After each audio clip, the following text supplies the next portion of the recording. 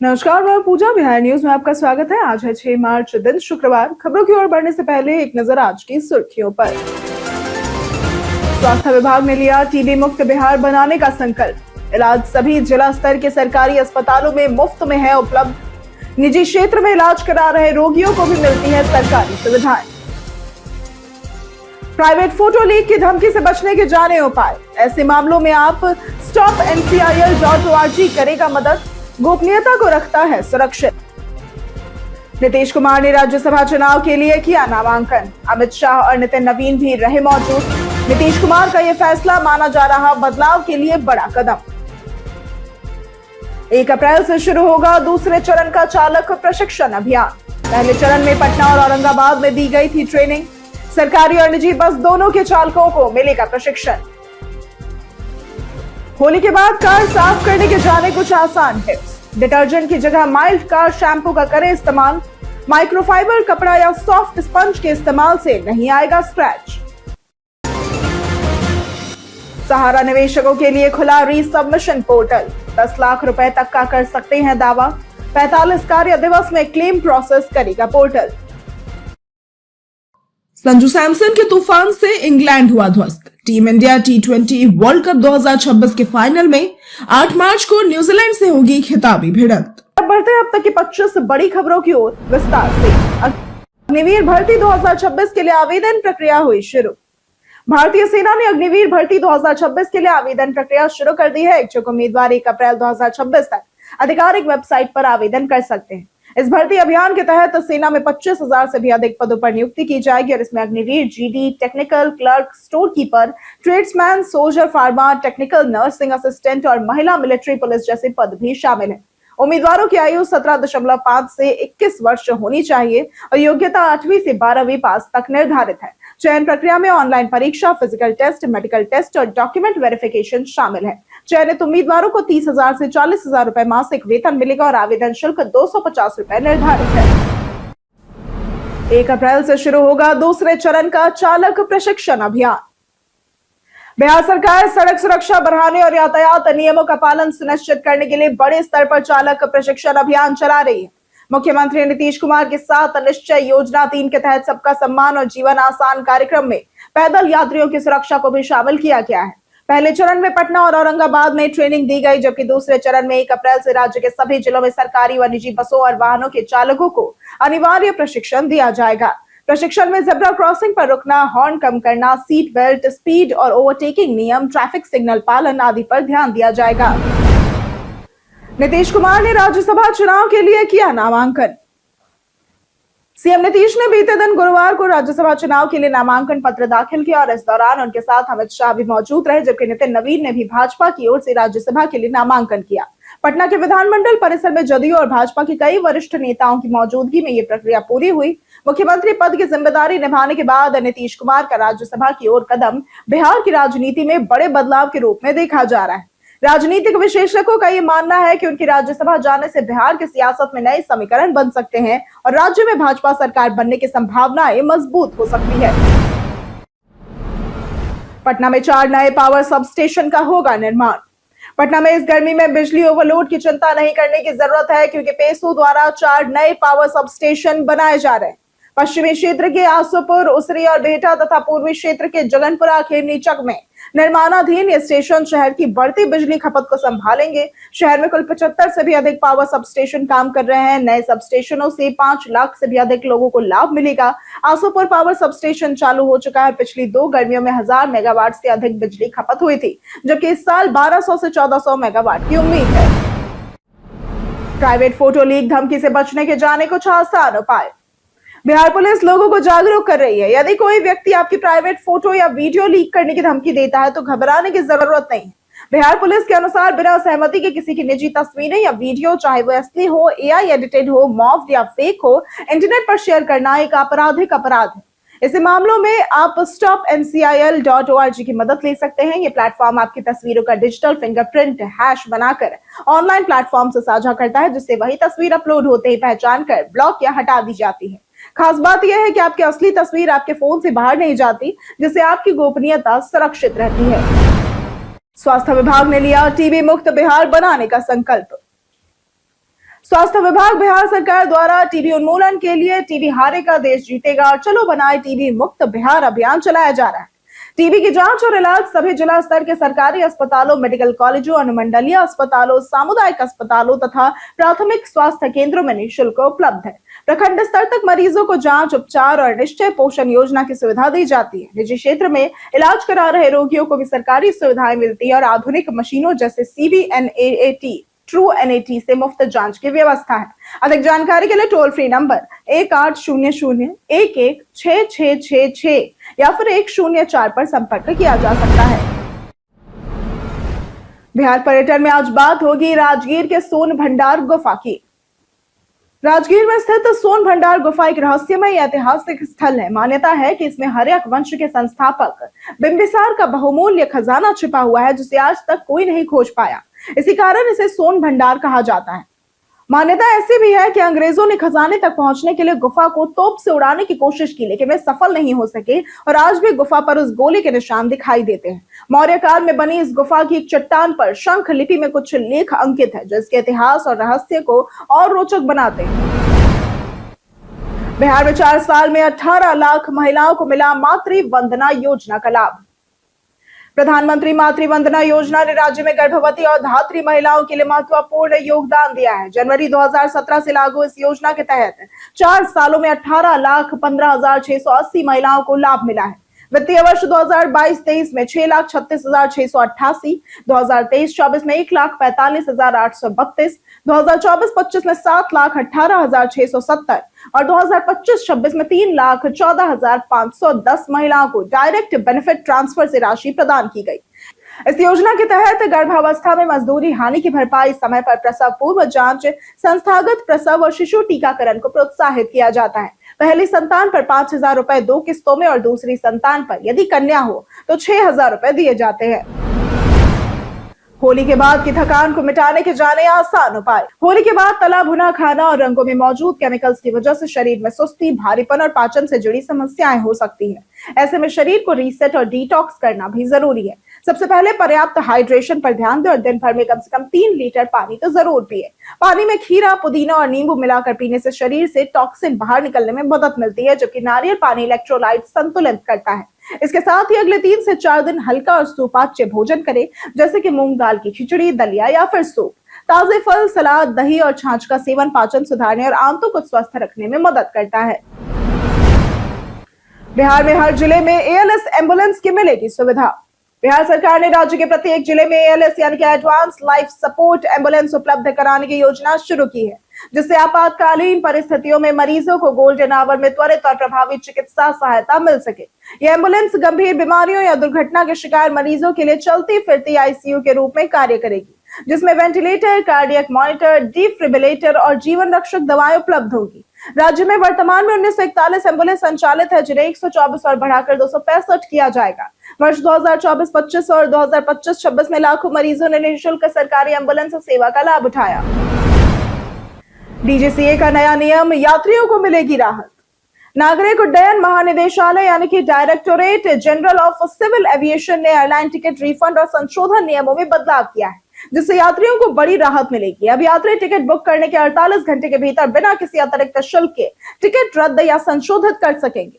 इसकी जानकारी ministry of information and broadcasting ने सोशल मीडिया यानी कि प्लेटफॉर्म X पर साझा की। हालांकि यह सुविधा केवल एयरलाइन की आधिकारिक वेबसाइट से की गई बुकिंग पर लागू होगी। यदि उड़ान घरेलू यात्रा के 7 दिन या अंतर्राष्ट्रीय यात्रा के 15 दिन के भीतर है तो यह नियम लागू नहीं होगा। विशेषज्ञ इसे यात्रियों के हित में बड़ा कदम मान रहे हैं। बिहार में बना इतिहास, 3 राष्ट्रीय अध्यक्षों ने एक साथ भरा पर्चा। बिहार की राजनीति में बीते दिन गुरुवार का दिन ऐतिहासिक बन गया, जब पहली बार 3 अलग अलग दलों के राष्ट्रीय अध्यक्षों नितिन नवीन, नीतीश कुमार और उपेंद्र कुशवाहा ने एक साथ राज्यसभा चुनाव के लिए नामांकन दाखिल किया। इसके अलावा शिवेश राम, रामनाथ ठाकुर, राजद के अमरेंद्रधारी सिंह ने बिहार से राज्यसभा के लिए नॉमिनेशन कर दिया है। इसके लिए अब 16 मार्च को मतदान होना तय हुआ है। इस दौरान केंद्रीय गृह मंत्री अमित शाह की मौजूदगी ने पूरे घटनाक्रम को राष्ट्रीय महत्व दे दिया। विधानसभा परिसर में एनडीए नेताओं और समर्थकों में खासा उत्साह देखने को मिला। एक ही समय पर 3 राष्ट्रीय अध्यक्षों का नामांकन भरना राज्य की राजनीति में नया रिकॉर्ड माना जा रहा है। जयपुर में सोनाक्षी और जहीर ने साथ मनाई होली। जयपुर में इन दिनों फिल्मी हलचल भी देखने को मिल रही है। बॉलीवुड अभिनेत्री सोनाक्षी सिन्हा अपनी वेब सीरीज दहाड़ 2 के दूसरे सीजन की शूटिंग के लिए राजस्थान के जयपुर और शेखावटी क्षेत्र में व्यस्त नजर आ रही है। इसी बीच उनके पति और अभिनेता जहीर इकबाल निजी काम से जयपुर पहुंचे। व्यस्त शूटिंग शेड्यूल के बावजूद दोनों ने साथ में सादगी से होली का त्योहार मनाया। उन्होंने अपने करीबी दोस्तों और परिचितों के साथ रंगों का ये पर्व खुशी से सेलिब्रेट किया।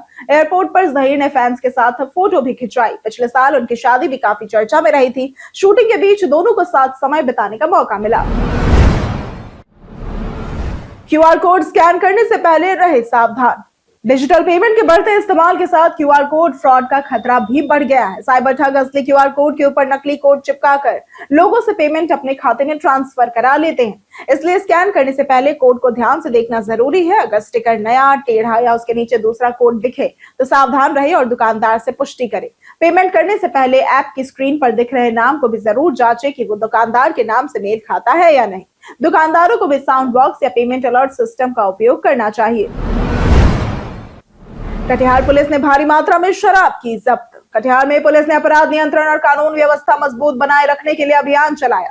शराबबंदी के तहत 124 लीटर देसी और 399.66 लीटर विदेशी शराब जब्त की गई। यातायात नियमों का उल्लंघन करने वाले चालकों से 3,49,500 रुपए जुर्माना वसूला गया और अभियान में 28 अभियुक्तों को गिरफ्तार किया गया, जिनमें 16 थानों में दर्ज मामलों के आरोपी, 9 अजमानतीय और 3 जमानतीय वारंट के आरोपी शामिल हैं।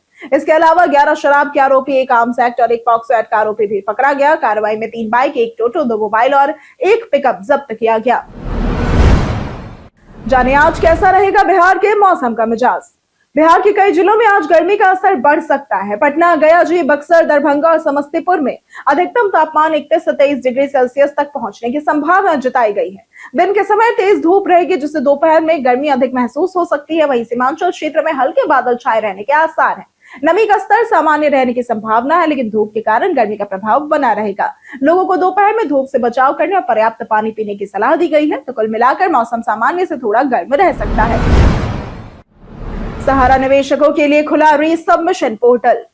सहारा इंडिया में फंसे पैसे को वापस पाने के लिए जमाकर्ता सीआरसीएस सहारा रिफंड पोर्टल पर रजिस्ट्रेशन करके क्लेम कर सकते हैं।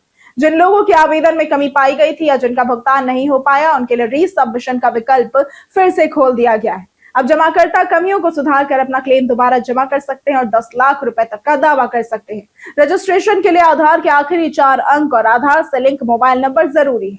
इसके साथ ही membership number, deposit account number, deposit certificate, passbook और 50,000 रुपए से अधिक के क्लेम पर पैन जरूरी है। पोर्टल 45 कार्य दिवस में क्लेम प्रोसेस करेगा। सरकार ने ऊर्जा भंडार को लेकर जनता को दिया आश्वासन। वर्तमान वैश्विक संकट के बीच भारत में पेट्रोल, डीजल और गैस की कीमतों को लेकर सरकार ने आश्वासन दिया है कि आम जनता को चिंता करने की जरूरत नहीं है। देश के पास कच्चे तेल और तैयार ऊर्जा उत्पादों का 25 दिन का पर्याप्त भंडार मौजूद है। कतर जैसी प्रमुख आपूर्तिकर्ता देश से आपूर्ति रुकने पर भी कनाडा, ऑस्ट्रेलिया और अमेरिका जैसे विकल्प उपलब्ध है। सरकार ओपेक और IAEA के साथ लगातार संपर्क में है। अंतरराष्ट्रीय बाजार में उतार चढ़ाव के बावजूद पेट्रोल की कीमतें 82 से 85 रुपए प्रति लीटर के आसपास स्थिर रहने की संभावना है। इसलिए आम उपभोक्ता को कीमतों के उछाल की चिंता नहीं करनी चाहिए। अमित शाह ने की सीएम नीतीश की साफ छवि की सराहना। बिहार की राजनीति में एक महत्वपूर्ण घटनाक्रम में नीतीश कुमार ने राज्यसभा के लिए नामांकन दाखिल किया। लंबे समय तक बिहार के मुख्यमंत्री रहे नीतीश कुमार अब केंद्र में राज्य के हितों को मजबूत तरीके से उठाने की तैयारी में है। इस अवसर पर अमित शाह पटना पहुंचे और उन्होंने नीतीश कुमार के अनुभव और साफ सुथरे राजनीतिक कार्यकाल की सराहना की। उनके साथ नितिन नवीन ने भी राज्यसभा के लिए नामांकन किया। नेताओं और विश्लेषकों का मानना है कि राज्यसभा में नीतीश कुमार की मौजूदगी से बिहार और केंद्र के बीच बेहतर तालमेल बनेगा। तेजस्वी यादव ने भाजपा पर लगाया जनता को धोखा देने का आरोप। नेता प्रतिपक्ष तेजस्वी यादव ने बिहार में सत्ता परिवर्तन और नीतीश कुमार के राज्यसभा जाने पर बीजेपी पर हमला बोला। उन्होंने कहा कि बीजेपी ने 2025 से 2030 फिर से नीतीश का नारा देकर जनता और नीतीश दोनों को धोखा दिया। तेजस्वी यादव ने आरोप लगाया कि महाराष्ट्र मॉडल और आरएसएस एजेंडा लागू करने के लिए बीजेपी ने नीतीश कुमार को हाईजैक किया और जदयू को खत्म करना चाहती है। उन्होंने निशांत कुमार का स्वागत करते हुए पिताजी के साथ बीजेपी के किए गए व्यवहार की याद दिलाई। तेजस्वी ने कहा कि बीजेपी का सीएम रबर स्टैंप होगा और जनता को धोखा मिलेगा। संजू सैमसन के तूफान से इंग्लैंड हुआ ध्वस्त। टीम इंडिया ने संजू सैमसन की विस्फोटक बल्लेबाजी और गेंदबाजों के शानदार प्रदर्शन के दम पर टी20 वर्ल्ड कप 2026 के सेमीफाइनल में इंग्लैंड को 7 रनों से हराकर फाइनल में जगह बना ली। वानखेड़े स्टेडियम में खेले गए इस मुकाबले में इंग्लैंड ने टॉस जीतकर पहले गेंदबाजी चुनी। भारत ने सैमसन की 89 रनों की तूफानी पारी की बदौलत 20 ओवर में 7 विकेट पर 253 रन का बड़ा स्कोर खड़ा किया।